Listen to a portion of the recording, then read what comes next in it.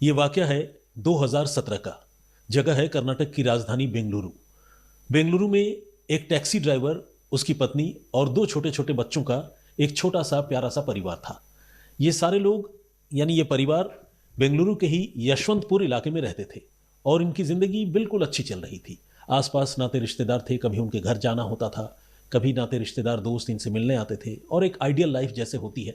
बेशक taxi driver था तो बहुत इनकम नहीं थी, लेकिन गुजारा चल जाता था।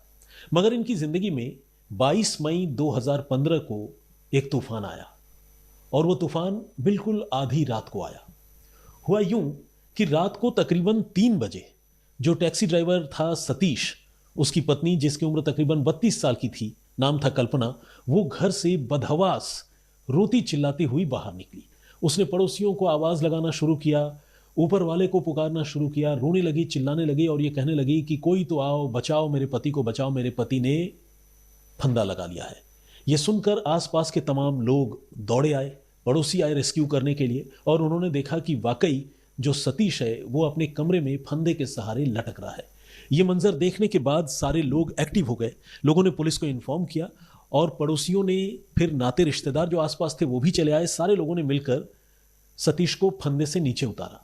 नीचे उतारने के बाद यशवंतपुर के पास अस्पताल है MS रमैया हॉस्पिटल, वहाँ पर सतीश को लेकर गए, मगर अफसोस सतीश की ज़िंदगी नहीं बचाई जा सकी। टैक्सी ड्राइवर सतीश की मौत हो गई और जो शुरुआती मंजर था, जो शुरुआती सीन ऑफ क्राइम था, जो लोगों ने देखा था, उससे ऐसा लगता था कि सतीश ने शायद खुद ही अपनी ज़िंदगी और मौत का फैसला कर लिया और उसने दुनिया छोड़ दी। अब चूंकि एक सस्पिशियस डेथ का मामला था तो इस मामले की जांच में पुलिस को भी इन्वॉल्व किया गया, पुलिस को बुलाया गया। पुलिस आई, पुलिस ने मौका मुआयना किया, बारीकी से शव का भी मुआयना किया और फिर उसे फर्दर इन्वेस्टिगेशन के लिए, पोस्टमार्टम के लिए भिजवा दिया।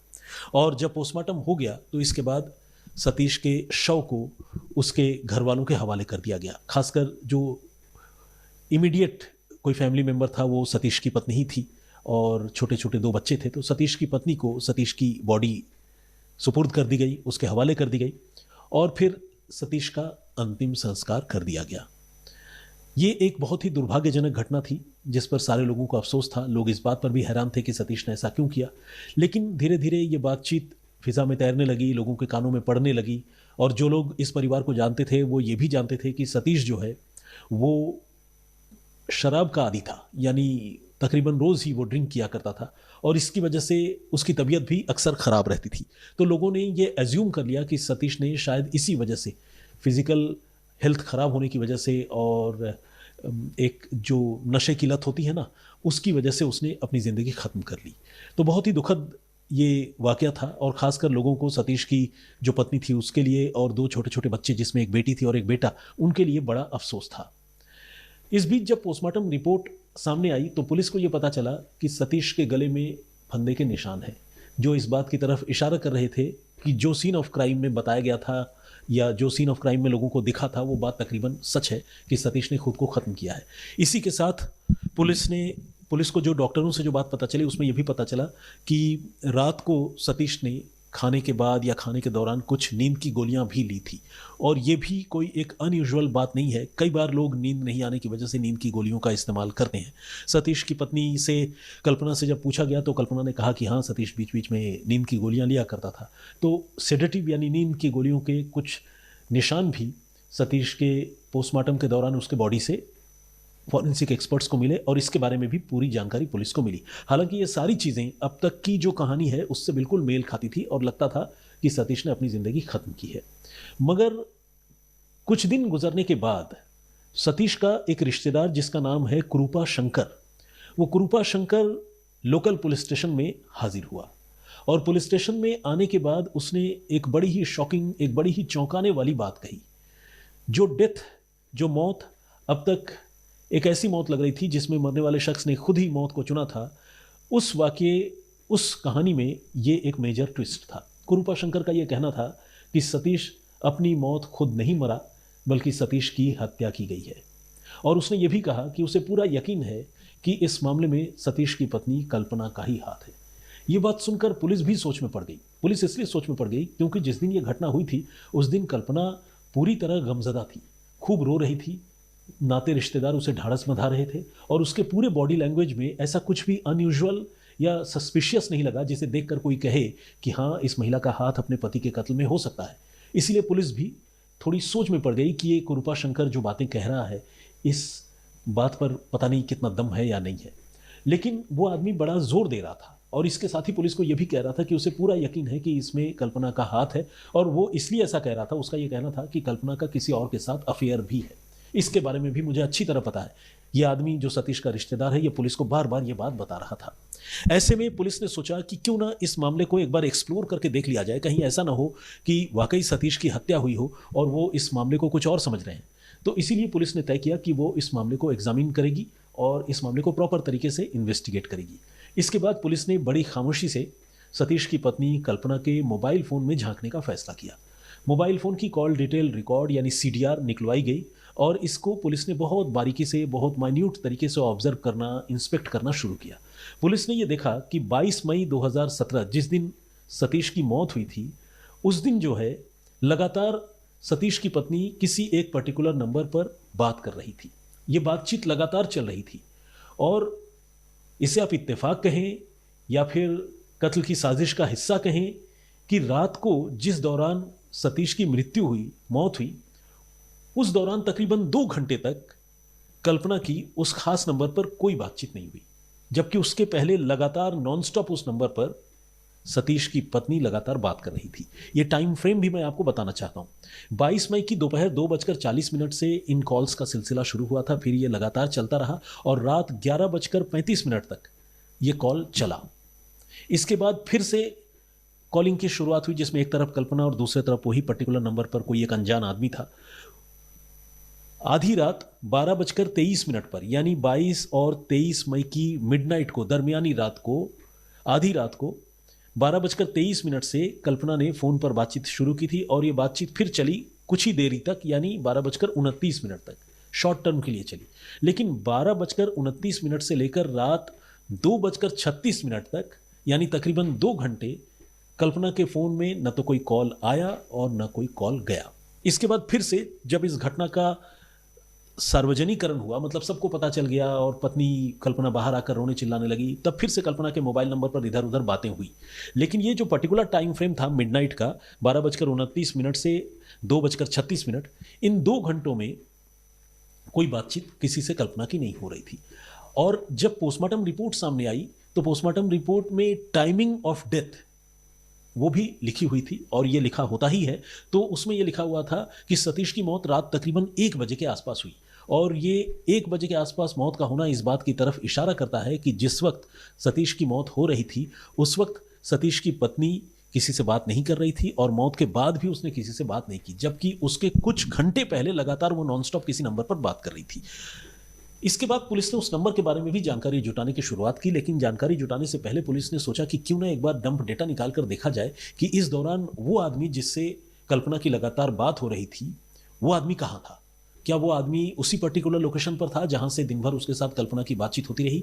कहीं ऐसा तो नहीं कि वो आदमी यहाँ मौका वारदात के आसपास था? तो इसके लिए पुलिस को सीडीआर के अलावा डंप डेटा की भी दरकार थी। तो पुलिस ने जब मोबाइल फ़ोन का डंप डेटा कलेक्ट किया तो पुलिस ये देखकर शॉक्ड हो गई कि वो नंबर जिस नंबर पर कल्पना की लगातार बातचीत हो रही थी, वो नंबर सतीश की मौत के वक्त सतीश के घर के पास वाले टावर से ही कनेक्टेड था, यानी वहीं पर मौजूद था। ये अपने आप में एक बड़ा सुराग तो था ही, एक बड़ा क्रूशियल एविडेंस भी था। अब पुलिस ने उस आदमी की पहचान इतनी देर में पता कर ली थी। उस आदमी का नाम था जावेद बाशा। जावेद बाशा मूल रूप से कर्नाटक के बल्लारी का रहने वाला था और वो एक उदयीमान फिल्म कलाकार था, यानी साउथ इंडिया की जो फिल्में होती हैं उसे मेरे ख्याल से टॉलीवुड कहते हैं। तो एग्जैक्टली पता नहीं टॉलीवुड कहते हैं या नहीं, आप लोगों से रिक्वेस्ट है कि अगर मैं कुछ गलत कर रहा हूं तो प्लीज़ मुझे करेक्ट कीजिएगा। तो वो जावेद बाशा जो है वो फिल्मों में छोटे मोटे रोल लेने की कोशिश किया करता था और एक उदयीमान फिल्म एक्टर था। उसके साथ जो है कल्पना की लगातार बातचीत हो रही थी और जब सतीश की मौत हुई उस समय जावेद बाशा की वहाँ पर मौजूदगी भी थी। अब जब ये सारी चीज़ें पुलिस को पता चली तो पुलिस ने कल्पना को हिरासत में लिया और साथ ही जावेद बाशा को भी पुलिस ने पकड़ लिया। इसके बाद पुलिस ने दोनों से पूछताछ शुरू की।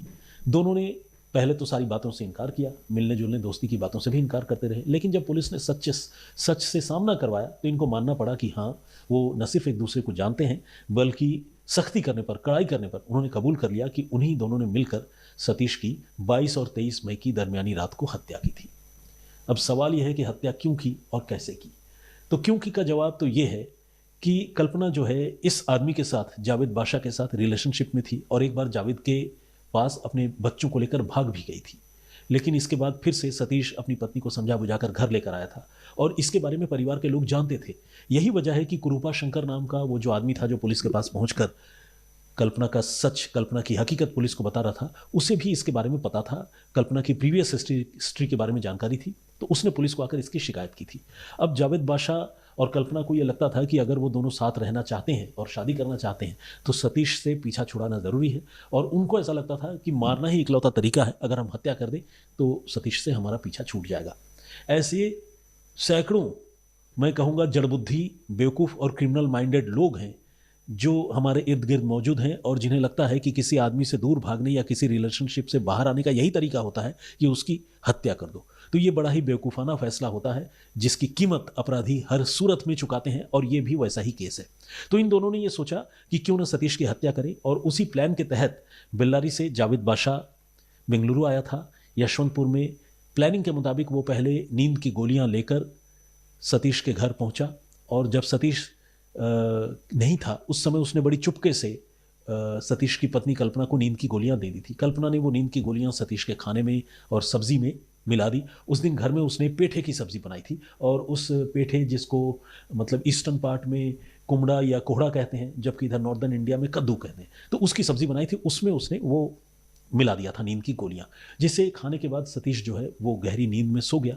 और जब ग्रीन सिग्नल मिडनाइट को कल्पना की तरफ से जावेद बादशाह को मिला तो जावेद दोबारा उसके घर आया, और आने के बाद इन दोनों ने मिलकर सतीश के मुंह में कपड़ा डालकर उसके गला घोंटने की शुरुआत कर दी। सतीश ने विरोध किया तो किसी भारी चीज़ से उसके स्कल पर, उसके सिर पर हमला भी किया गया, जिसके चोट के निशान पोस्टमार्टम में पाए गए थे। हालांकि उस निशान को एक एक्सीडेंटल मार्क समझकर शायद शुरू में लोगों ने इग्नोर किया था, लेकिन जब ये कहानी, ये सच्चाई सामने आई, मोबाइल फ़ोन की डिटेल और तमाम प्रीवियस हिस्ट्री कल्पना की सामने आ गई, जावेद बादशाह की भूमिका क्लियर हो गई, तो फिर पुलिस ने भी उस इंजरी मार्क को रिलेट किया कि हो सकता है कि उस इंजरी मार्क को भी सतीश की हत्या किए जाने के दौरान ही जो है उसके शरीर पर लगा हो।